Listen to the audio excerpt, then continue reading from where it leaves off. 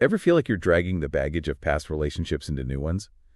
It's like those old ghosts just won't stay buried. Oh, totally. You think you've moved on, but then bam. Old insecurities, trust issues, all that jazz suddenly resurfaces and messes with your current happiness.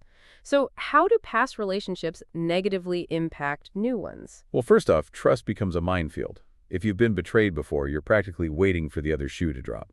I bet. It's like you're always on guard, questioning every little thing. Did they really stay late at work? Are they really just hanging out with friends? And that suspicion can be a self-fulfilling prophecy, right? Your partner feels mistrusted, gets defensive, and suddenly you're in a fight that has nothing to do with them. Exactly. And then there's the emotional baggage, the resentment, the anger, the unresolved issues. It's like carrying a backpack full of rocks. Yeah, and that baggage can make it hard to be present in the new relationship. You're so busy dealing with the old stuff that you can't fully invest in the new. It's a constant comparison game, too. You're measuring your new partner against your ex, which is totally unfair.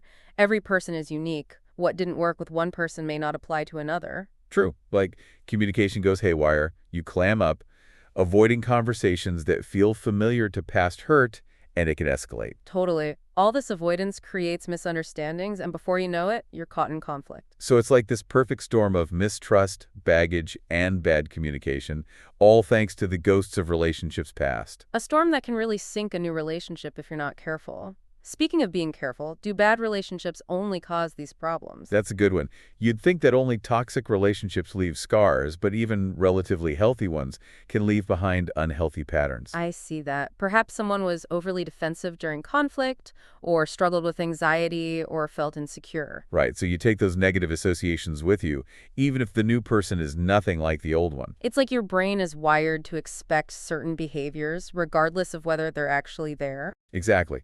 A study showed that people tend to recreate the same relationship dynamics, even with different partners. You are still the same person and are likely to recreate many of the same patterns in future relationships. We are humans, not machines. So how do you break free from these patterns? Is there a way to stop history from repeating itself? Absolutely. First, you got to reframe how you think about closure. It's not about getting that perfect conversation with your ex. It's about finding wholeness within yourself. Yes, closure is a process that begins and ends with you. No one can take that away from you. You are whole now and you were whole before. So what's next? Take responsibility for your part in past relationship failures. It's easy to blame the other person, but what did you do or allow that contributed to the problem? That's tough, but so important. Like, did you ignore red flags? Did you not speak up when something bothered you? Exactly. Once you own your mistakes, you can start to change those behaviors in future relationships. And then voice your fears. Don't let them fester inside. Talk to your partner, a friend, or a therapist about what you're afraid of. Naming your fears takes away